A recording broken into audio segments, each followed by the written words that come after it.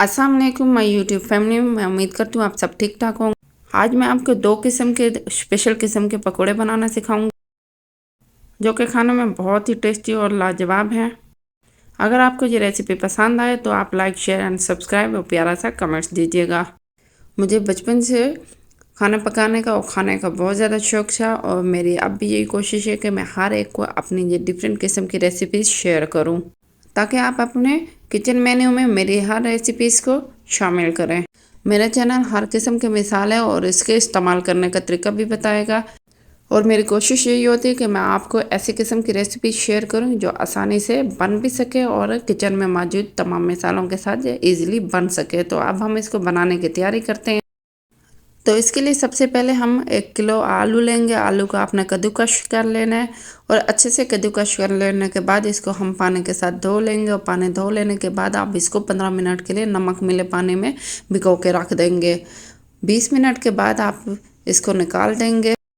अब इसमें हम काली मिर्च डालेंगे और साथ ही चाट मसाला डाल देंगे।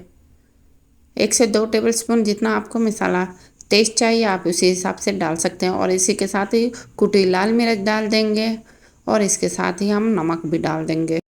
इस रेसिपी की मज़े की बात यह है कि इसमें हम बेसन नहीं डालेंगे। तो हम ऐसा क्या डालेंगे जी बहुत ही क्रिस्पी बनते हैं।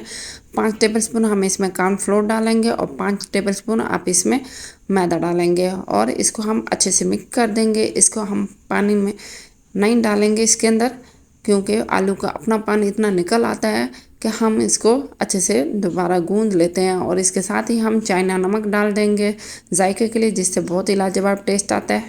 पहले से गर्म किए हुए ऑयल में हम इसी तरह पकोड़े बना के डालते जाएंगे। इसमें कोई प्याज कोई बेसन वगैरह नहीं डले। माशाल्लाह बहुत ही क्रंची और बहुत ही टेस्टी ये पकोड़े बनते हैं। तो आप इसी तरह ही इसको बनाइएगा।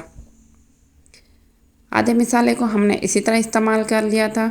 बाकी आधे मसाले को हम किस तरह इस्तेमाल करेंगे, इसमें हम 4 टेबलस्पून अब हम बेसन डाल देंगे और इसमें ऐसा और क्या डालेंगे जिससे और ही ज़बरदस्त किस्म के पकोड़े हम इसके तैयार करेंगे। इसके लिए आपको वीडियो के साथ जुड़े रहना है और इस वीडियो को एंड तक देखिएगा। यह हमने कॉर्नफ्लोर और मैदे वाले पकोड़े अब तैयार कर लिए हैं। माशाल्लाह बहुत अच्छे से ये पक गए हैं और इसके बाद ये बेसन वाला मसाला भी अब हम डालेंगे थोड़ा सा, इसके भी पकोड़े बनाएंगे लेकिन ज़्यादा क्रंची कॉर्नफ्लोर और मैदे वाला। अब हम दूसरे टाइप के पकोड़े बनाएंगे। इसके लिए सबसे पहले हम बॉयल एग लेंगे और उसके सारा मिक्सचर को अच्छे से इसी तरह कवर कर देंगे।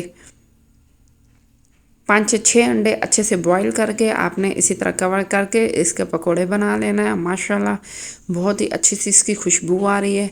ये देखें ये बिल्कुल भी नहीं टूटते और ना ही ये ख़राब होते हैं और ये अंदर तक ही पकते हैं और आपने इनको मीडियम लो फ्लेम पे पकाना है। गोल्डन ब्राउन होने तक इसको पकाते रहना है। ज़्यादा चम्मच नहीं हिलाना वरना ये टूट भी सकते हैं।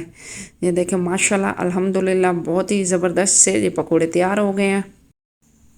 माशाल्लाह से बहुत ही आसान रेसिपी के साथ और बहुत ईजीली ये अंडा पकोड़ा तैयार हो गया है और मैं उम्मीद करती हूँ आपको ये रेसिपी पसंद आई होगी। तो आप लाइक शेयर एंड सब्सक्राइब ज़रूर कीजिएगा। माशाल्लाह अल्हम्दुलिल्लाह ये देखें इसी तरह ही ये बन गए हैं और अब हम इसकी कटिंग करेंगे। हाफ अंडे को कट करके खाएंगे तो ज़्यादा मज़ा आता है। इसको हरे धनिए की चटनी के साथ या किसी किस्म के केचप के साथ भी आप खा सकते हैं। माशाल्लाह अल्हम्दुलिल्लाह अल्लाह पाक ने हमें कितने अच्छे से खाने के जायके दिए हैं और हमें अल्हम्दुलिल्लाह शुक्रगुजार होना चाहिए। और ये कॉर्नफ्लोर और मैदे के पकोड़े हैं। ये भी बहुत ही क्रंची और बहुत ही टेस्टी बने हैं। तो आप इंशाल्लाह इसी रेसिपी को ज़रूर ट्राई कीजिएगा और दुआओं में याद रखिएगा और रमज़ान और अफ्तारी को खूब एंजॉय कीजिएगा। अल्लाह हाफिज़।